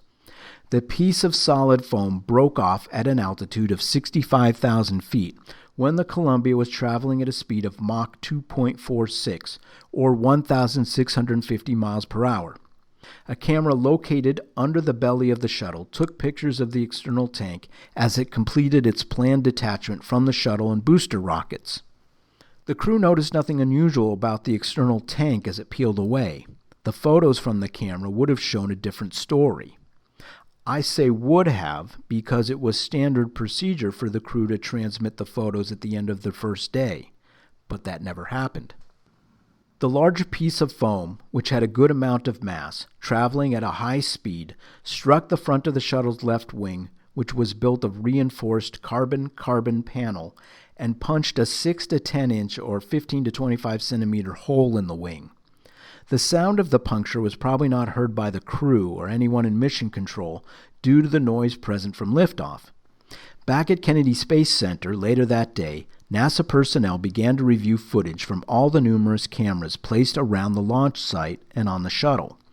One of those cameras caught an image of a piece of foam breaking off, hitting the left wing, and then disintegrating into a shower of particles. They could clearly see that the foam had struck the shuttle, but they could not tell from the camera angle what, if any, damage had occurred. The team at Kennedy was concerned. If the foam had damaged any one of the heat tiles located on the belly of the shuttle or impacted the wing's leading edge, searing hot plasma created when the molecules in the air break apart could enter the vehicle during re-entry and melt the ship's internal structure. In the wake of the Challenger disaster, NASA created Mission Management Teams, or MMTs, as a way of bringing potential issues such as the O-ring problem to the attention of senior management, without information being filtered or suppressed. Following launch, the pre-launch MMT would meet with the on-orbit MMT. But given the recent high-speed camera data on Columbia, the pre-launch crew, rather than gathering information to help future missions, was focused on what they saw in the photographs for the current mission. The imagery analysis team reported that this was the largest piece of foam that they had ever seen break off of the external tank and hit the shuttle. Given the tremendous resistance against the surface of the tank during liftoff, it wasn't unusual to see small pieces of foam break off. The foam was lightweight, but at that speed it was difficult to determine the type of damage that could be done. The engineering team had software simulation programs to predict breakaway impacts, but that was for ice particles, quite different from insulation foam. There was also disagreements among the materials engineers over the ability of the RCC panels to withstand direct hits. The general feeling around the Johnson Space Center, which was now in control of the on-orbit Columbia mission, was that the foam was just too light to cause significant damage. Astronaut Jerry Ross wasn't so certain. He'd been a crew member of STS-27, which had lost numerous heat protection tiles from the bottom of the shuttle during liftoff and had suffered several breaches that had nearly burned through to the aluminum skin upon re-entry. That mission had suffered more damage than any other. Ross also knew that 4 months earlier a smaller piece of foam had broken off of the Columbia and dented a solid rocket booster. At the next MMT meeting, the engineer responsible for discussing the foam break-off issue was forced into a position of having to defend his findings by the management team. They basically told him to prove to us there is a problem, said Michael Leinbach, shuttle launch director for Columbia. It was actually the Defense Department that could do the best imagery analysis, but the MMT refused to make that request without more conclusive information. However, without the imagery analysis, the engineers could not provide the conclusive information the managers were looking for. Meanwhile, low-level engineers at Kennedy were insisting the foam had caused significant damage. They asserted that re-entry would be dangerous, but the MMT refused to issue any warning. Complacency may have been the biggest problem. Launches were rarely perfect, and small debris impact was commonplace. To most NASA engineers, the foam issue with STS-107 was nothing out of the norm. A week after the launch, on January 23rd, Mission Control sent an email to Husband and McCool notifying them of the foam impact, but downplaying the seriousness of it. Experts have reviewed the high-speed photography, read the email, and there is no concern for RCC or tile damage. At this point, the astronauts were limited in what they could do. The front of the left wing was not visible from the window of the cockpit. The mechanical arm equipped with multiple television cameras was not on board the shuttle for this mission. A spacewalk could have been possible, but it would have required depressurizing the Space Hab laboratory in order to reach the hatch. That would take 2 days and put an end to any scientific testing for that period. The research, of course, was the primary focus of the mission for STS-107. Mission Control opted against the spacewalk, so the crew and NASA personnel still did not know the extent of the damage. The MMT reasoned that even if the crew did know how badly damaged the wing was, they did not have the equipment and materials needed to make repairs. The MMT declared that the impact of the foam against the wing posed no risk to re-entry. On January 28th, the 17th anniversary of the Challenger disaster, the crew recognized the members of that shuttle mission as well as those who died on Apollo 1. Husband read their statement. They made the ultimate sacrifice, giving their lives in service of their country and for all mankind. Their dedication and devotion to the exploration of space was an inspiration to each of us and still motivates people around the world to achieve great things in service to others. As we orbit the Earth, we will join the entire NASA family for a moment of silence in their memory. Our thoughts and prayers go to their families as well. In spite of the MMT declaration, some of the engineers at Kennedy were concerned about Columbia's re-entry into the atmosphere as that day approached. They understood that Columbia would need to keep its temperature down as much as possible in order to avoid burning up in the case of a breach. Making the vehicle lighter was one way to slow it down, and abandoning the Space Hab would be the easiest way to do that. But the MMT, having already determined that the Columbia was safe for re-entry, would not agree to allow any materials or equipment to be abandoned. Experienced NASA personnel had been through similar situations, either ice or foam hitting the shuttle, without any danger to the crew upon landing. Most people at NASA thought STS-107 would land safely, as so many other space shuttle missions before had done. At 2:30 a.m. Eastern Time on Saturday, February 1st, 2003, the flight control team at Mission Control started their shift. The team indicated they had no concerns about the debris hit against the left wing during launch and gave the go decision for deorbit burn, the maneuver that prepared the Columbia for landing. At 8 a.m., the weather was declared safe for a landing at Kennedy, the preferred landing site. At 8:15, Husband and McCool executed the deorbit burn using the Orbital Maneuvering System engines. Columbia was 173 miles above the Earth and traveling at a speed of 17,500 miles per hour. The crew members put on their orange flight suits equipped with oxygen intake valves in case of depressurization and strapped themselves in, preparing for re-entry. After a spinning maneuver that slowed its re-entry speed, the shuttle was put into glide mode, and the crew started to feel the Earth's gravity at 1/10 of a g. The Columbia was turned right side up with its nose pitched up, ready for descent. At 8:44, Columbia entered the Earth's atmosphere at 76 miles high, flying over the Pacific Ocean. As Columbia descended, the heat of re-entry caused wing leading edge temperatures to rise steadily, reaching an estimated 2,500 degrees Fahrenheit, or 1,370 Celsius, during the next 6 minutes. About 90% of this heating is the result of compression of the atmospheric gases caused by the orbiter's supersonic flight, rather than the result of friction. Yeah, that surprised me too. I always thought the heat was a result of friction. At 8:48, a sensor on the left wing leading edge spar recorded higher than normal strain for a shuttle re-entry. The reading was only recorded on the flight data recorder system and was not available to the flight control team.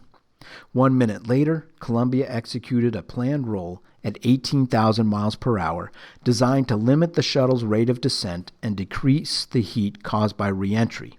For the next 10 minutes, Columbia would reach peak heating and thermal stress, or the pressure acting against the materials that made up the shuttle. At 8:53, the Columbia passed over the California coastline at 43 miles above the Earth. The craft would be visible to observers on the ground, looking like a bright star moving across the sky with a pink and magenta vapor trail. But soon the star brightened considerably, causing a change in color to the vapor trail. Numerous observers on the ground noticed this event. Within the next minute, Mission Control detected that 4 hydraulic sensors on the Columbia malfunctioned. As the shuttle passed through California and into the airspace above Nevada, observers on the ground noticed a bright flash, and then 18 more bright flashes within the next 4 minutes. The temperature on the wing had risen to 3,000 degrees Fahrenheit. The path of the shuttle took it quickly over Nevada, Utah, Arizona, New Mexico, and on toward Texas. The speed had decreased to 15,000 miles per hour, and the wing temperature had dropped to 2,800 degrees Fahrenheit. At 8:58, a thermal protection tile fell from the shuttle. Not that unusual an event, actually. At 8:59, the tire pressure sensors on the left main landing gear tires malfunctioned. The flight director notified the crew, but the crew's voice transmission was not understandable. The next and last words heard from Rick Husband was, "Roger, but..." After that, the communication line went dead. That was followed by Columbia dropping off of Kennedy's radar system. Hydraulic pressure readings at Kennedy had dropped to 0, an event that would have sounded the master alarm if the shuttle was still intact. The master alarm would also indicate that the shuttle had gone into an uncontrollable roll and yaw. At 18 seconds after 9 o'clock, video and eyewitness reports on the ground from the suburbs of Dallas to the Texas-Louisiana border indicated that the Columbia had disintegrated overhead as the bright flying star shattered into thousands of pieces. The cabin pressure inside the shuttle was still reading normal at the time, and the cabin would have remained intact for at least a half minute, while the crew would have passed out from depressurization within seconds. At 1 minute after 9, the cabin broke up into pieces. The crew members would not have survived that event. At 5 minutes after 9, residents of Tyler, Texas, reported hearing a loud boom or small concussion wave as the sound of the explosion reached them. At 9:12, the flight director declared a contingency or loss of vehicle. Search and rescue teams were alerted in the area of the falling debris. Ground control was put on lockdown, meaning that no one was permitted to enter or leave the building until investigations of the accident had been secured. The world would soon become aware that the shuttle program had just suffered its second fatal mission. Shortly after 2 p.m. that afternoon, President George W. Bush read an official statement. "This day has brought terrible news and great sadness to our country. The Columbia is lost. There are no survivors." Despite the disaster, Bush said, "The cause in which they died will continue. Our journey into space will go on." Bush later declared East Texas a federal disaster area, allowing federal agencies to help with the recovery effort. A memorial service to honor the crew occurred on February 4, 2003, at Johnson Space Center and was televised worldwide. President Bush was accompanied by NASA Administrator Sean O'Keefe and Chief of the Astronaut Corps, Captain Kent Rominger. Bush stated to the assembled group of employees, retirees, crew families, and other dignitaries, "Their mission was almost complete, and we lost them so close to home. For these 7, it was a dream fulfilled. Each of these astronauts had the daring and discipline required of their calling. Each of them knew that great endeavors are inseparable from great risks, and each of them accepted those risks, even joyfully, in the cause of discovery." With the declaration of the contingency plan, the debris recovery effort began. That morning, O'Keefe named Admiral Harold W. Gaiman, Jr., chairman of the Columbia Accident Investigation Board, or CAIB. A mishap investigation team was put together an hour later and dispatched to Barksdale Air Force Base in Louisiana, as well as to various locations throughout northeast Texas. This initial response was vital in locating the Columbia vehicle and its crew, and in preserving and protecting evidence for the mishap investigations conducted by the CAIB. Federal agencies, including the Federal Emergency Management Agency, the Environmental Protection Agency, the National Transportation and Safety Board, and the Federal Bureau of Investigation, worked together with state and local agencies in what was to be the largest recovery effort ever undertaken anywhere. Thousands of volunteers descended upon Texas to participate in the effort to gather the shuttle's remains. According to Mike Cianilli, project manager of the Columbia Research and Preservation Office, these people put their life on hold to help out the nation's space program, showing what space means to people. More than 25,000 people participated in recovery efforts. Over 700,000 acres of land were walked in a grid pattern to locate debris, and more than 37 helicopters and 7 airplanes were used to search 1.6 million acres by air. Even scuba divers searched a number of lakes in the affected area. More than 2,000 debris fields were found in sparsely populated areas from Nacogdoches in East Texas, where a large amount of debris fell, to western Louisiana and the southwestern counties of Arkansas. A large amount of debris was recovered between Tyler and Palestine, Texas. Along with pieces of the shuttle and bits of equipment, searchers also found human body parts including arms, feet, a torso, and a heart. In total, 83,013 debris pieces weighing 84,900 pounds were recovered, equaling roughly 39% of the weight of the orbiter. The modular auxiliary data system recorder that contained critical data needed for the accident analysis was found near Hemp Hill, Texas.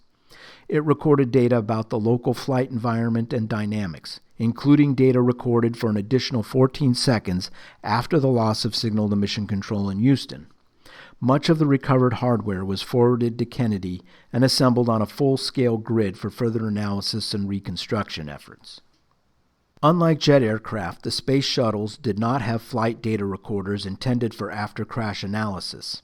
Instead, the vehicle data were transmitted in real time to the ground via radio communication. Columbia's flight data recorder documented many hundreds of parameters and contained very extensive logs of structural and other data, which allowed the CAIB to construct many of the events during the process leading to breakup. Investigators were able to use the loss of signals from sensors on the wing to track how the damage progressed. That was correlated with forensic debris analysis conducted at Lehigh University and other tests to obtain a final conclusion about the probable course of events. Beginning on May 30, 2003, foam impact tests were performed by the Southwest Research Institute. They used a compressed air gun to fire a foam block of similar size and mass to that which struck Columbia at the same estimated speed, which they determined to be approximately 1,000 miles per hour.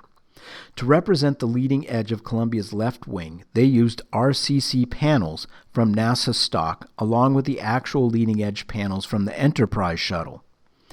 Over many days, dozens of foam blocks were shot at the wing leading edge model at various angles. These produced only cracks or surface damage to the RCC panels.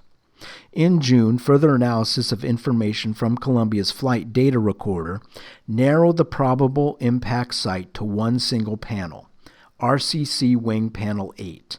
On July 7th, in a final round of testing, a block fired at the side of an RCC Panel 8 created a hole 16 by 16.7 inches in that protective RCC panel. The test demonstrated that a foam impact of the type Columbia sustained could seriously breach the thermal protection system on the wing leading edge. On August 26, 2003, the CAIB issued its report on the accident. The board confirmed the immediate cause of the accident was a breach in the left wing, caused by insulating foam hitting the wing during launch. The report also delved deeply into the underlying organizational and cultural issues that led to the accident. The report was highly critical of NASA's decision-making and risk assessment processes. It concluded the organizational structure and processes were considerably flawed and that a compromise of safety was expected no matter who was in the key decision-making positions. An example they used was the position of Shuttle Program Manager, where one individual was responsible for achieving safe, timely launches at acceptable costs, which are often conflicting goals. The CAIB report found that NASA had accepted deviations from design criteria as normal when they happened on several previous flights and did not lead to mission-compromising consequences. One of those deviations was the conflict between a design specification stating that the thermal protection system on the wings was not designed to withstand significant impacts despite the common occurrence of impact damage to it during flight. The board made recommendations for significant changes in processes and organizational culture. On December 30, 2008, NASA released a further report which concluded, the Columbia depressurization event occurred so rapidly that the crew members were incapacitated within seconds, before they could configure their flight suits for full protection from loss of cabin pressure. Although circulatory systems functioned for a brief time, the effects of the depressurization were severe enough that the crew could not have regained consciousness. This event was lethal to the crew. Early on, the board recognized that the accident was not the result of a random isolated event, but part of NASA's organizational structure. So the CAIB expanded its scope, and it also looked at political and budgetary considerations, compromises, and changing priorities over the life of the shuttle program, going on to say that the board places as much weight on these causal factors as on the actual physical cause. Regarding these organizational causes, the board concluded the accident was rooted in the Space Shuttle program's history and culture, including the original compromises that were required to gain approval for the shuttle, subsequent years of resource constraints, fluctuating priorities, schedule pressures, mischaracterization of the shuttle as operational rather than developmental, and lack of an agreed national vision for human spaceflight. Cultural traits and organizational practices detrimental to safety were allowed to develop, including reliance on past successes as a substitute for sound engineering practices, organizational barriers that prevented effective communication of critical safety information and stifled professional differences of opinion, lack of integrated management across program elements, and the evolution of an informal chain of command and decision-making processes that operated outside the organization's rules. The board also found that there is a broken safety culture at NASA. Schedule pressure related to construction of the International Space Station, budget constraints, and workforce reductions also were factors. The board concluded that the shuttle program has operated in a challenging and often turbulent environment. It is to the credit of space shuttle managers and the shuttle workforce that the vehicle was able to achieve its program objectives for as long as it did. The CAIB cited a flawed analysis of the extent to which the orbiter might have been damaged by the foam that was too readily accepted by program managers. A low level of concern by program managers, a lack of clear communication, a lack of effective leadership, and a failure of communication channels between the space agency and the Department of Defense that would have allowed for access to the DoD's high-resolution satellite imagery. Whether such images would in fact have shown the damage remains unclear, but the board recommended that such images now be taken on all shuttle missions. They also concluded that the Columbia, like the Challenger, did not explode but rather disintegrated. The crew members died of blunt trauma and hypoxia, or lack of oxygen, as the shuttle and later the cabin fell apart. The board worked with NASA engineers to determine, first, could the shuttle have been repaired by the crew, and second, could a rescue mission have been sent up to retrieve the crew on another vehicle? For the first, it was determined that the shuttle lacked the proper tools and materials to fix the large hole in the wing to an extent that would allow for a survivable landing. For the second, it was determined that the shuttle Atlantis was next scheduled for launch on March 1st. The Columbia left with enough supplies and resources to last 30 days. The Atlantis launch could have been safely sped up, making a rescue mission feasible, although not without risks. The CAIB finished their report by making 29 recommendations to improve the design of the shuttle and supplemental equipment, as well as changes to organizational culture. They saw no reason to discontinue the Space Shuttle program. Following the loss of Columbia, the shuttle program was suspended. That also meant that the construction of the International Space Station would also be delayed, as the shuttles were the only way to get component parts up to the station. NASA would have to rely on help from the Russian Space Agency to bring up supplies and exchange crews on the station. A year later, President Bush announced that the new mission for the shuttle program would be to complete construction of the International Space Station with a projected completion date of 2010. Then the shuttle program would be retired and replaced with the Orion Crew Exploration Vehicle program, which would launch missions to the Moon and Mars. On July 26, 2005, the Space Shuttle program resumed with the launch of Discovery on STS-114. That mission also suffered a shedding of foam, but in this case there was no impact with the shuttle. An examination of the external tanks showed that it was thermal expansion and contraction during filling, and not human error, that caused the cracks that led to foam loss. Following more delays due to these investigations, the next launch was not until July 2006. The final Space Shuttle launch was that of Atlantis on July 8, 2011, a year after the program had been scheduled to terminate. The Orion Crew Exploration Vehicle program still exists, but has made very little progress since the retirement of the Space Shuttle program. Organizational failure is a fact of organizational life. Failure will happen no matter how elaborate of a system an organization deploys. Nowhere is this more apparent than in high-risk organizations like NASA. NASA has a variety of risk avoidance systems that all aim to do one thing: ensure that instruments and astronauts sent into space complete their mission safely. The larger and older an organization is, the more opportunity there is to fall into bad habits that eventually lead to failure. NASA has more than 18,000 employees and an annual budget of more than $15 billion, making it a very large organization, although by U.S. federal government standards, it is one of the smaller ones.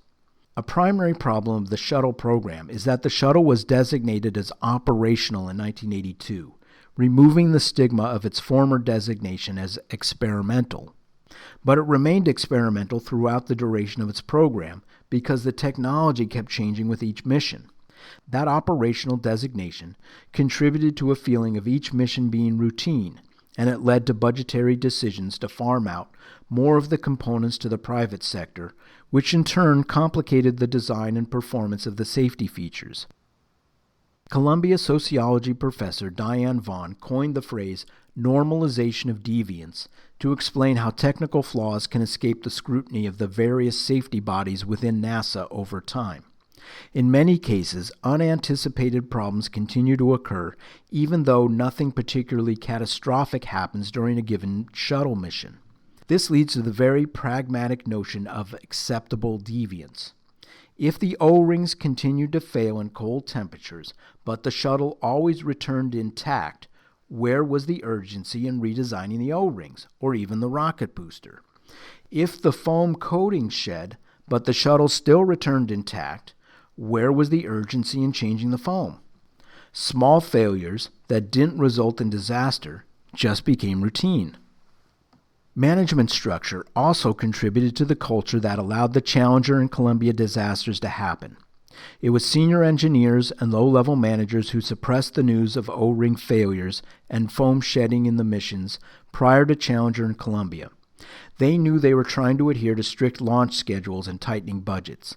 They determined senior managers did not want to hear about O-rings freezing up and foam debris if it hadn't caused a serious or fatal problem in the past. As launch director Michael Leinbach referred to it, NASA had developed a culture of "prove to me why it's not safe to fly." There was a fear to speak up or be a dissenting voice. In between the Challenger and Columbia launches, NASA did make technical, procedural, and organizational changes. The problem was that NASA, like many large organizations, did not develop a culture of continuous improvement, or what experts would call a learning organization. You have to keep asking the unpopular questions even after you have implemented the solution to prevent the problem. On a side note, on October 14, 2012, Austrian skydiver Felix Baumgartner set the record for the longest free fall and broke the record for the highest altitude parachute jump of 127,851 feet, about 24 miles, or 37,640 meters. He did this by jumping out of a helium balloon in a pressurized suit with the assistance of a team of scientists and staff from Roswell International Air Center in New Mexico. By jumping from such a high altitude, the first part of his descent would take place in the less dense air of the upper atmosphere, allowing him to overcome the terminal velocity of the lower atmosphere. That allowed him to surpass the free-flying speed of earlier parachutists and achieve a speed of 843 miles per hour, or 1,357 kilometers per hour, breaking the sound barrier at Mach 1.25. He was in free fall for 4 minutes and 19 seconds before deploying his chute. There were several scientific discoveries that resulted from his jump.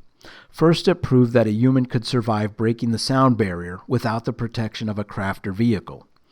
The second was to see just how high a human being could ascend wearing only a pressurized suit, and third, that bailing out at altitudes of as much as 127,000 feet and surviving was totally feasible. If there is ever a successor to the shuttle program, it could include an escape system that would allow the crew to bail out and survive at extremely high altitudes. Thank you for joining me for the Podcast of Doom. Please feel free to comment regarding your thoughts by emailing me at podcastofdoom@aol.com or visit me at www.thepodcastofdoom.com. If you enjoy this podcast and have some coins burning a hole in your pocket, please visit the website and make a donation. Your donations help pay for the costs of producing this extremely commercial-free podcast. Next time, we will take a look at the earthquake and tsunami that struck the coastal nations ringing the Indian Ocean in 2004. Just recently, Indonesia was hit again by another powerful earthquake and tsunami. Is another 2004 type event just around the corner? I'd like to exit on a little traveling music and a short list of space program accomplishments, developments that came about because of NASA. Until next time, keep your ears pinned and your tail taut.